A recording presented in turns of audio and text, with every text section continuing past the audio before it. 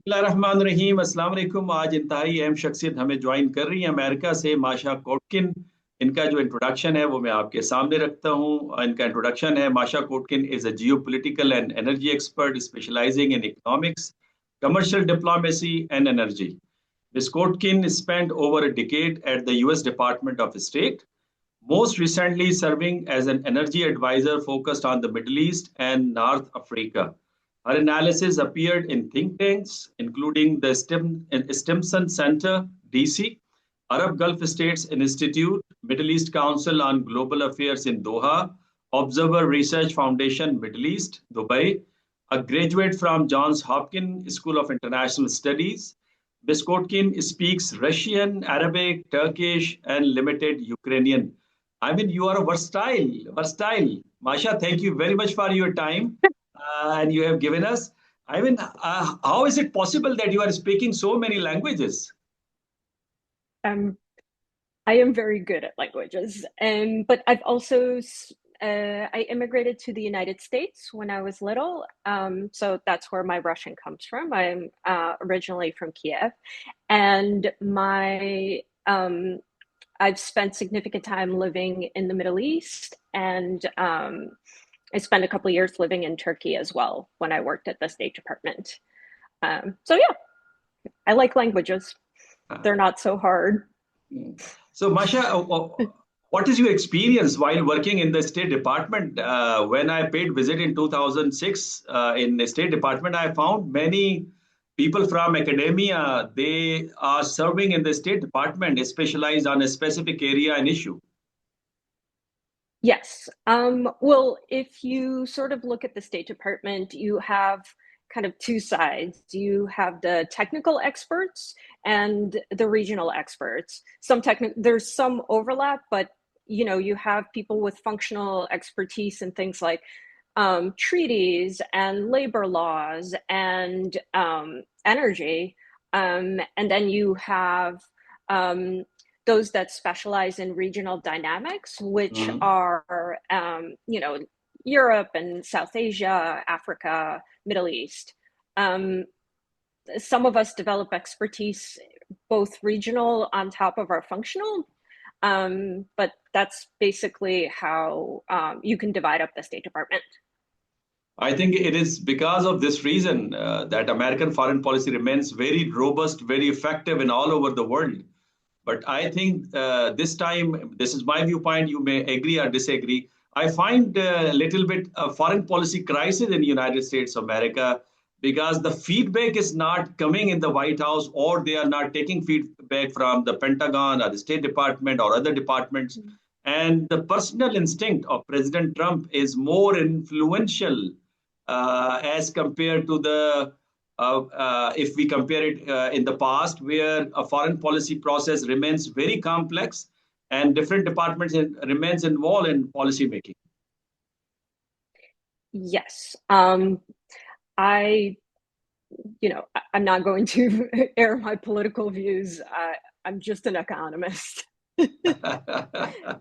I understand. I understand. So your specialization is on economic affairs and energy, and you have a very vast experience in working different institutions, including the State Department. My first question is, how do you see the U.S. economic war strategy against Iran? Economic sanctions, freezing assets, and now naval blockade. Is it working?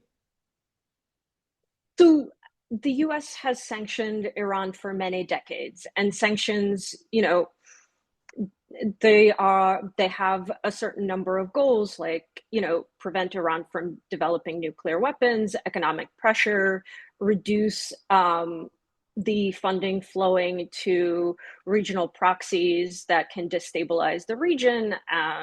And if you look at sanctions from that perspective, yes, sanctions have worked because income to Iran has been reduced. They're almost entirely dependent on exporting their energy to China.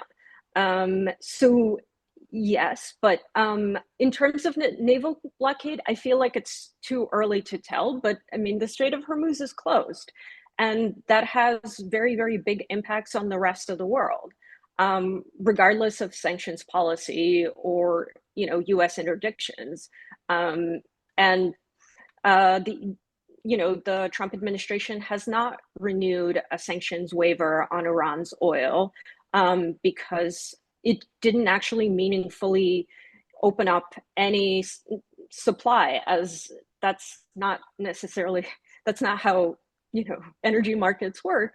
It First of all, things take time, but also if you're looking at Iran, then Iran only sells a limited amount and predominantly to one country. So it wouldn't have these, sanctions relief, yes, made money for Iran, but not necessarily gave the benefits of additional supply to the rest of the world. Masha, it means that the sanction against Iran or naval blockade is not to hurt Iranian economy, but to sever the supply line of China, by the way, because China is a rising power against United States America. Is it the case? No, I don't believe so. I believe that the primary function of the sanctions regime of the United States is to limit the revenues of Iran's energy sector. Unfortunately, sanctions are a blunt instrument. It doesn't necessarily work that way. Yes, some revenue is limited, but there are other sort of reverberations within the Iranian economy that are, not, you can't prevent those. So yes, you may be right that that China may be in conflict with, potentially could lead to conflict with the United States in this respect, but not for a while, because China has its own reserves that they've purchased enough of a buffer in terms of oil and crude oil, and they also limited the export of refined products to ensure that their domestic energy needs are met first. Masha, do you think that there is an understanding in White House and State Department and Pentagon as well that Iran is an old civilization? And by the way, recently Iran has given a positive gesture to United States America while having negotiation when Oman was mediating, that they were even ready to allow some companies to invest in Iran, especially in oil and gas. I mean, America can extract economic prosperity goal or interest out of Iran, by the way. So why not talks and normal relationship with Iran, which, by the way, President Obama tried his level best to have normal relations with Iran. Yes, the Obama administration negotiated a comprehensive agreement, which took almost 3 years. In terms of investment in the Iranian energy sector, for more companies to enter the market, there has to be a credible belief that the risks, both of war and other kind of investment risks, have reduced enough to attract this kind of investment. So I can't comment on the politics, but I think for Iran to become an attractive destination for investment into its energy sector, there need to be conditions for safety and stability for those investments for companies to enter. You're right. Masha, how will you assess the effect of naval blockade of the Strait of Hormuz by United States of America, how it is hurting global economy, American economy, as well as the regional economy in West Asia? And similarly, I mean, the blockage which is implemented by the Iranians as well. So what are the effects of this blockade on the global economy? So we have seen some negative effects. The price of crude has gone up. If you look at the price of Brent is, I think, $102, but that's not actually the cost to refiners. Asian refiners are paying something like $150 per barrel to get access to additional supply of crude. You have already seen countries, especially in South Asia, take steps to conserve the use of energy. So there has been some curtailed manufacturing because you need, in some cases, natural gas, in some cases, other, sources of energy to make stuff. You've seen things like the curtailment of flights. I think Lufthansa just yesterday announced that they were going to scrap like 22,000 flights? I don't remember off the top of my head, but it is a significant amount to save on jet fuel, which is kind of the driver of the cost of operating an airline. The hostilities in the Gulf have affected the global connectivity. So specifically, if you want to, go from Europe to Thailand or the United States to Thailand, you're most likely to go, through either Doha or Dubai, lesser extent Abu Dhabi because it's a smaller airport. But these are places that have had no flights and now have very limited flight opportunities. So the effects of that will be on the tourism sector in tourist destinations in East Asia. Clean cooking gas is LPG. A lot of it comes through the Strait of Hormuz, and when people stop using clean cooking gas, people die. When they use alternatives. South Asia is dependent on the purchases of imports of LPG, like India. So there have been already kind of movements toward conservation, encouraging your citizens to use less, shorter showers in South Korea, turning up the thermostat and not using as much air conditioning in Thailand. I can't remember which country in South Asia, but is limiting the use of personal vehicles to every other day based on their license plates to force people to conserve gasoline. And this is at a point where, the last tankers that have gone through the Strait of Hormuz are just arriving at their destinations in Asia and Europe.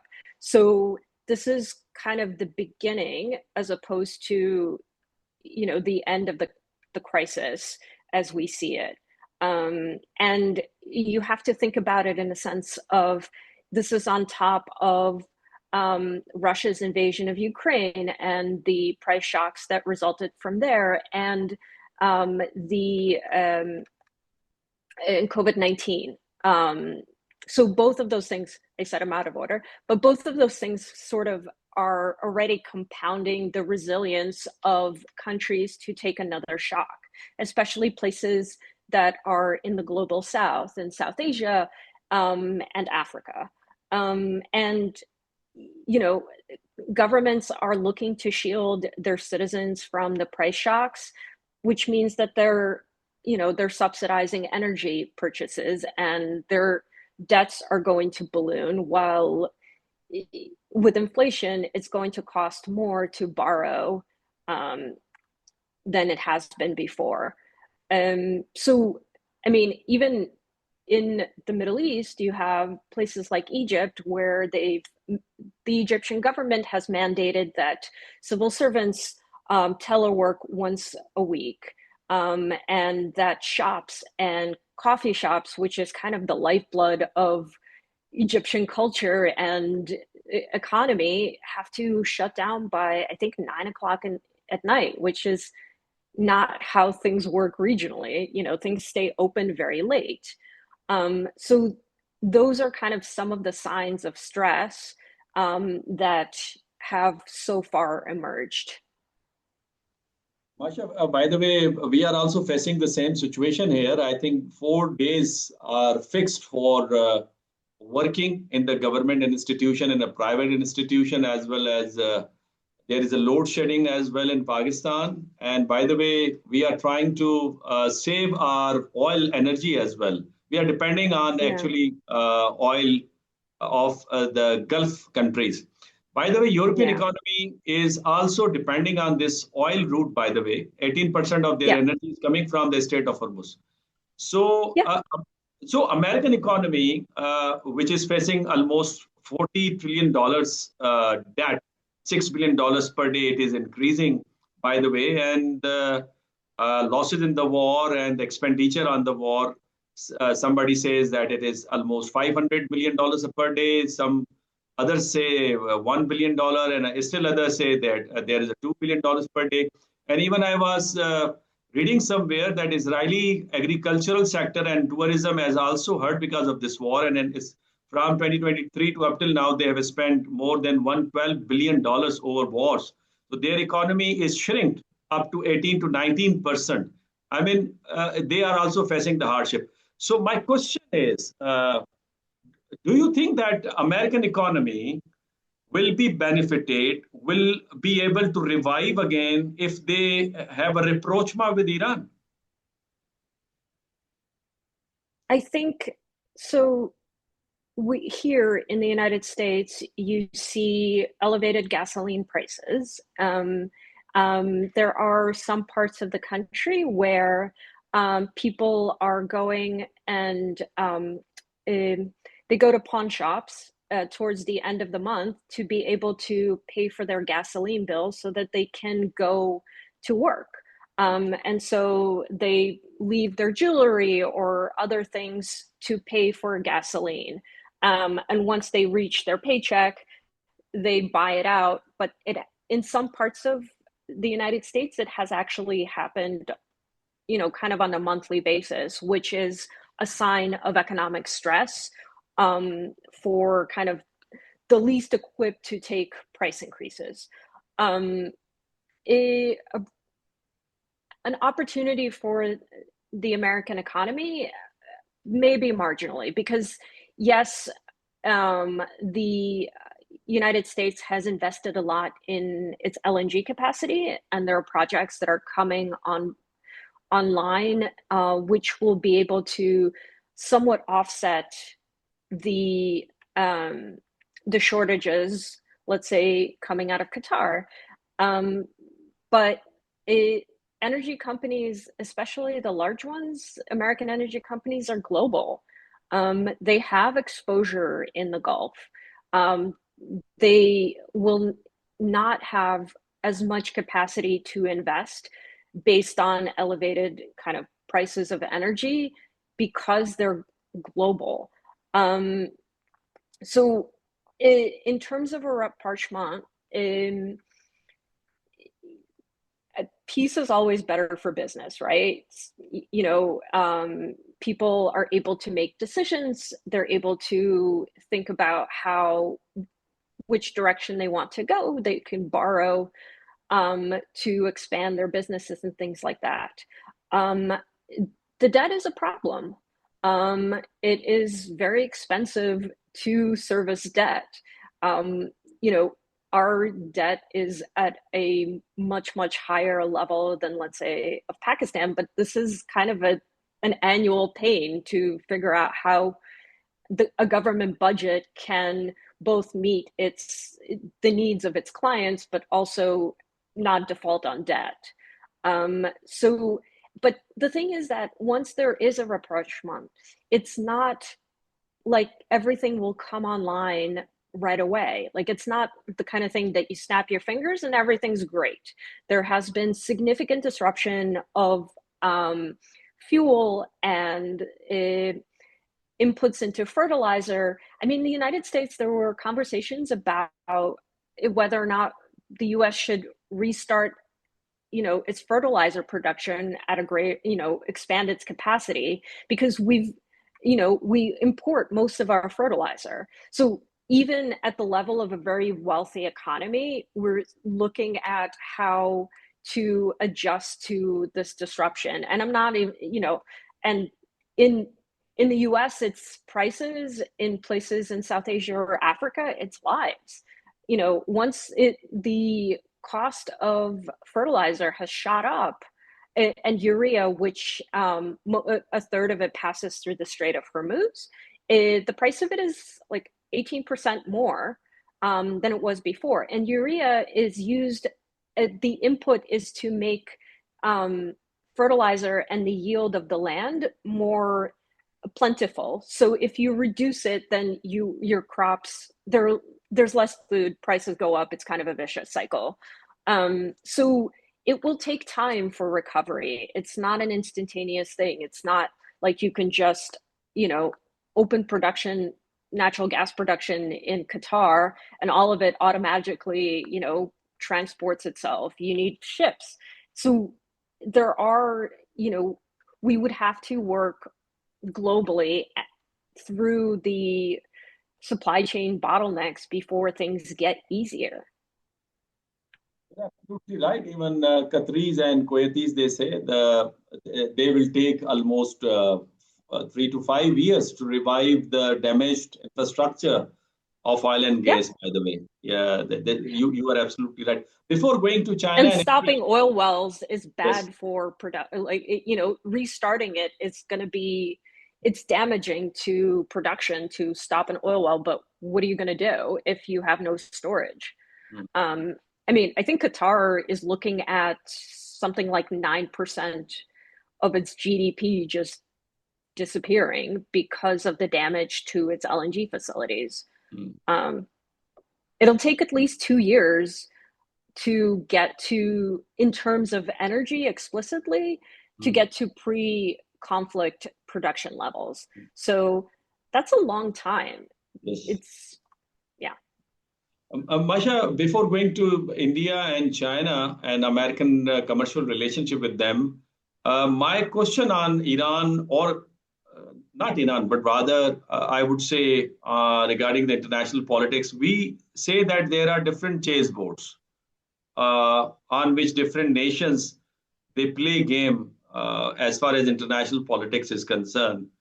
So, how do you see this economic or currency and trade chessboard? Do you see any fundamental change as far as chessboard is concerned? There is a change at the systemic level. For instance, dollar is no more a dominant currency. It is being used less than 40% or 50% in a global trade. As far as trade is concerned, China has an upper hand if we compare it with the United States of America or the European Union. Um, I think the amount of if you're talking specifically about oil and gas, the amount of trading in the yuan and the euro is actually pretty negligible. It, you know, this is also financial transactions. There might be a shift on the margins, like, for example, I think China's paying Russia in its currency for purchases of hydrocarbons. But I don't know if, because the system is so fundamentally, dominated by the dollar, I'm Mm. not sure that this is going to make that much of a difference. Mm. Um, I think, the crisis will fundamentally shift global economies, but I'm not convinced that it would happen in terms of currencies. President Trump is going to China, by the way, on 14th of May. So, how do you measure this visit, by the way, as far as American commercial interests are concerned? Um, President Trump's previous trips have involved a lot of deals.